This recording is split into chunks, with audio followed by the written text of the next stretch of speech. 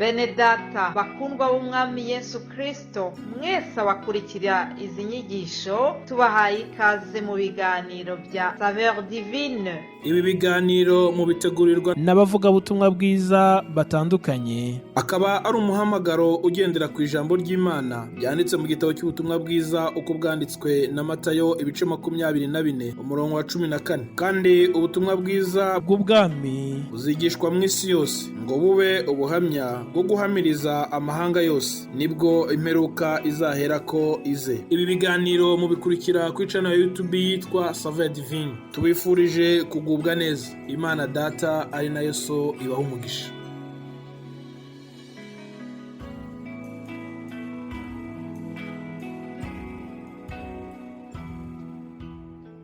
Shalom, shalom, bakundwa bene data, mukurikira ibiganiro bya SAVEUR divine hirya no hino ku isi. Tubaramukije amahoro ya Kristo.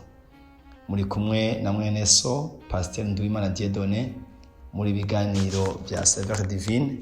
Turagomba gushima Imana yo mwijuru vy'ukuri ingene yatubereye umwizigirwa duhereye ku munsi wa mbere gushika uno munsi. Imana yagiye ikoresha abakozi bayo batandukanye kubijanye no kugabura ijambo ry'Imana. Ijambo ry'Imana ryakoze igikorwa gikomeye mu bakurikiye mwese ibiganiro bya SAVEUR divine, aho twarabiye hamwe vy'ukuri ubushobozi bw'Imana urenze ubundi bushobozi bwose. Imana yarakoze ikoresha umukozi w'Imana yakoze ku wa mbere no wakoze ku wa kabiri, ku wa gatatu, ku wa kane, n'uyu munsi dusoza ibiganiro bya SAVEUR divine. Misuzwa amadushimira Imana yagiriye ubuntu umusavyikazi wayo Imakire ikamutoranya kugira ngo bikunde ahagarikeje nkarongore kino gikorwa. Imana ikomeze kumutuzigamira no kurushiza kumukomeza mu izina rya Yesu. No munsi dusoza ibiganiro byacu byo muri nondwi iheze tyo kurangiza, turagiye kandi kurabira hamwe vy'ukuri ubushobozi bw'Imana ingene vy'ukuri burenze ubundi bushobozi bundi bwose. Ni vy'ukuri ubushobozi bw'Imana nibwo bushobozi burengeye ubundi bubasha bwose. Abakozi Imana bagiye bagaburije mu ry'Imana baravyerekanye, haba mu gihe ca Mose twarabonye ingene Imana yakanye ubushobozi bwayo, haba mu gihe vy'ukuri ca Eliya abakozi Imana bagiye bavyigisha. Ndagomba no munsi turavuga hamwe amajambo y'Imana Luka igabane ca 10 aha vy'ukuri ku murongo wa 10 n'indwi gushaka umurongo wa 20. Havuga ngo Luka 10 dore ku 17 havuga ngo nuko bamwe 70 bagarukana umunezero bati mugenzi abadayimoni nabo baratwumvira mu izina ryawe. 18 arababwira ati nabonye Satani avuye mu ijuru akoroka nk'umuravyo. 19 avuga ngo mbahaye ububasha bwo gukandagira inzoka na skorpiyo nubwo kunesha ubushobozi bwa wa mubi bwose, kandi nta kintu kizogira ico kibagira na gatoya. Amen. Aya majambo turasoma tubona umwami Yesu Kristo ariko arunka abigishwa biwe gukoresha ubushobozi hejuru y'abadayimoni no hejuru y'ubasha bw'umwijima. Abigishwa bo baca baragenda barakoreshwa n'Imana, barakiza abagwaye, barirukana abadayimoni. Mu nyuma rero bagarutse bamushingira ntahe ivyakoretse igihe bagenda. Mu nyuma Yesu arababwira ati ahubwo rero ndabahaye ubushobozi bundi bwo gukandagira inzoka na skorpiyo nubwo kunesha ubushobozi bwose bwa mubi bwose, nta kintu namwe kizogira ico kibagira. Turabona ikintu gikomeye ngaha hantu, igihe cyose ubushobozi bw'Imana nibwo bushobozi burengeye ubundi bushobozi.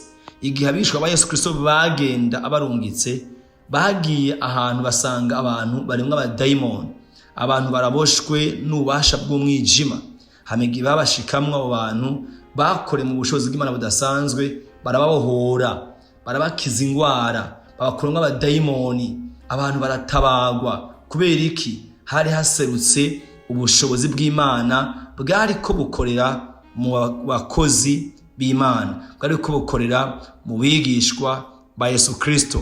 Haleluya. Ndibuka muri byakozwe n'intumwa kigabane 18 turabona inkuru idasanzwe inkuru y'umukozi w'Imana yitwa Filipo yari umwe mu bigishwa bakiriye ubushobozi bw'Imana. Rero mu nyuma haba uguhamwa kw'ishengero ry'i Yerusalemu, abantu bose abakozi b'Imana bose barahunga, na Filipo aragenda, muga we ngo acagenda atumbereye i Samariya. Rero ngaha tuza kubona hano mu gice c'8 cy'ibyakozwe n'intumwa ku murongo wa 4 ushaka ku murongo w'8 havuga ngo ariko abasabagiye bagendagenda bavuga ijambo ry'Imana, na Filipo aramanuka aja mu gisagara c'i Samariya abamenyesha ibya Kristo. Abantu benshi bashira umutima ku byo Filipo avuga, bashize hamwe bumvise kandi babonye ibimenyetso akora, kuko benshi muri bo bari binjiwemwo n'impwemu zihumanye zabavamwo ziboroga n'amajwi arenga, kandi n'abari bamugaye n'abacumbagira benshi barakizwa. Murongo w'8 haba umunezero mwinshi muri ico gisagara. Haleluya! Habaye umunezero mwinshi muri ico gisagara kuko abantu babonye ubushobozi, imbaraga zirenze izindi mbaraga. Haleluya! Hagiye umukozi w'Imana yari yuzuye ubushobozi bw'Imana. Imana ifite ubushobozi mu buzima bwiwe. Ahantu biri tubwiye ngo abantu bari bimuga, abandi nk'abadayimoni bagwaye ibigwara, ngo abamusho gisagara ngo baramwumviriza ubutumwa avuga, babona ngo n'ibimenyetso akora by'ukuri, baratangara. Mu nyuma bivuga ngo nuko igisagara cyose cuzura umunezero. Bene data, ubushobozi bw'Imana by'ukuri ni ubushobozi burenze ubundi bwose. Igihe cyose bw'Imana buriko burigaragaza, buriko burakora, abantu barakira, abantu barabohoka, abari baboshwe, abari bakandamijwe n'ububasha bw'ikuzimu, n'ububasha bwa karande, n'ububasha bw'abadayimoni, abari bafise ibigwara, abaganga bananiwe. Ni ukuvuga ngo ububasha bw'Imana iyo buserutse buhindura amateka, bunyiganyiza inyubako zose z'umwijima. Renga hatubona igisagara cyo cy'i Samariya cyuzuye umunezero w'Imana kubera haserutse ubushobozi bw'Imana. Haleluya! Abakozi b'Imana bavuze ubutumwa muri nondwi bagiye batwereka ingene ubushobozi bw'Imana bwagiye bugaragara, bukazana ugukira, bukazana ugutabagwa ku bantu b'Imana. Bene data, tukorera Imana ifise ububasha burenze ubundi bubasha bwose, ifise ubushobozi burenze ubundi bushobozi bwose. Renga turabonye Filipo igihe ariko aragenda ariko arahunga yagiye i Samariya, agezeyo bwa bushobozi bw'Imana bwakorera mu bizera burigaragaza muri Samariya. Abantu bose baratangara, bahindukira Imana, baranezererwa, igisagara cyose cuzura umunezero. Imana ishimwe cyane. Uri kudukurikira aho uherereye hose, nago mumenye yuko Imana dusenga ni Imana ifise ububasha burenze ubundi bubasha bwose.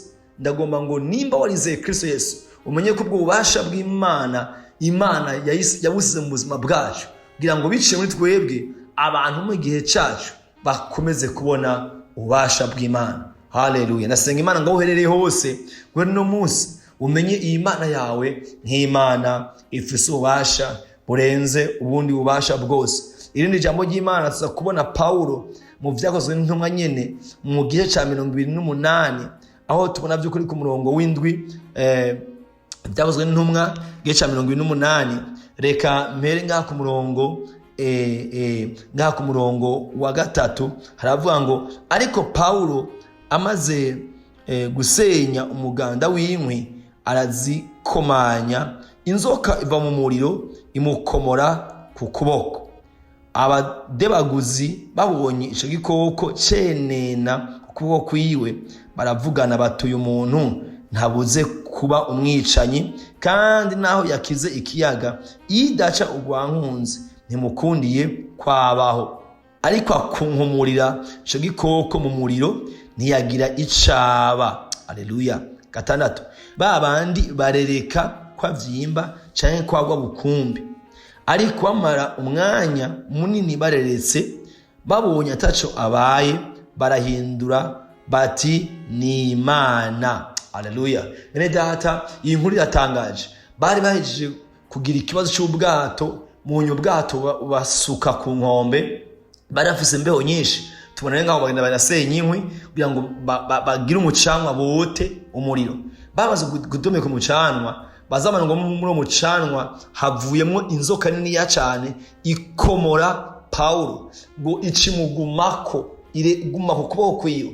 Abantu basanze aho hantu bavuga ngo Imana yabakijije bakira ikiyaga nticabatwaye, ngo ariko uyu muntu ngo Imana idaciye urubanza rwa nkunzi ntimwemereye kwabaho uko yari umunyavyaha. Mu nyuma ngo Paulo ngo acara kunkumura cya kiyoka gikorokera hasi muri wa muriro. Ba bantu baguma baraba yuko avyimba bona ntiyavyimbye, ngo baca bahindura imvugo bava ngo bwa bundi ngo uyu muntu ngo si umuntu ngo ahubwo ngo ni Imana. Haleluya. Murazi twese yuko iyo nzoka ni ikigereranyo ca Satani. Iyo nzoka ni ikigereranyo ca Satani, ariko turabonye yuko naho yakomoye Paulo yarayikunumuye Paulo ntiyagira icaba, kubera Paulo yari umuntu arimwo ubushobozi bw'Imana. Haleluya. Mwene data ndakubwira kino kintu gikomeye kandi gihambaye mu izina rya Yesu Kristo. Igihe twizera Kristo Yesu, Imana ubwayo yaraduhaye kuri ubwo bushobozi bwayo. Ndagomba no munsi ubimenye, nawe uhura n'ibibazo bitandukanye ntugeraho ucike ngo wihebure, umenye yuko by'ukuri hari ubushobozi bw'Imana bukora muri twebwe abizera. Hari ubushobozi bw'Imana bukora muri twebwe abizera Imana, nkuko tubonye ngaha byashikiye Paulo. Imana yacu ifise ubushobozi burengeye ububasha bw'abapfumu, burengeye ububasha bw'abadayimoni, burengeye ububasha bwa Satani, burengeye ububasha bw'abanyamarira batandukanye bose. Ububasha bw'Imana burarenze ububasha bw'ingwara, burarenze ububasha bw'ibintu byose twovuga. Ububasha bw'Imana turanezerewe ko Imana ubwayo igihe twakira Kristo yaraduhaye kuri ubwo bubasha. Ubwo bubasha no munsi bukora muri twebwe abizera Kristo Yesu umwana w'Imana. Rero ndagomba ngo ino ndwi mwese abo twabanye mu biganiro bya SAVEUR divine mumenye yuko ububasha bw'Imana burenze ubundi bubasha, kandi no munsi dusenga ushimira Imana ko muri Kristo Yesu yaduhaye ubwo bubasha by'ukuri. Haleluya. Ubwo bubasha no munsi Imana yabuduhaye kugira ngo Satani ntabandanye yiyerekana nk'agahambaye mu gihe cyacu. Twabonye inkuru ngene Yesu yakiriye raporo y'abigishwa biyogarutse, ingene ububasha bwakoreye muri bo. Turabonye kandi ingene by'ukuri